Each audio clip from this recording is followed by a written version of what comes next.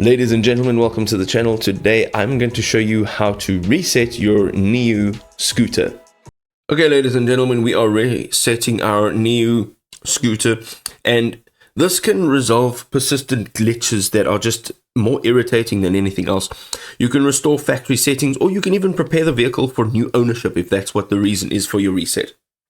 This is a quick guide and it applies to most popular models, including the NIU KQi3, the Pro Max, and the KQi2 Pro.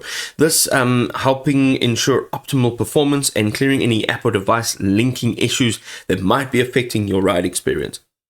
So, first of all, power off. Completely power off your scooter using the main power button. Hold the power in, and this should be for approximately 10 seconds until you see the dashboard turn completely off. The third step is to turn the scooter back on while continuing to hold the power button to access the reset mode. Okay.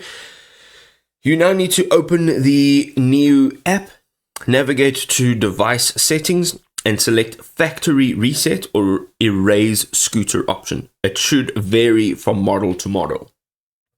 Ensure that there's good signal during the reset, back up any important ride data beforehand, and repair your scooter with the app after the reset process.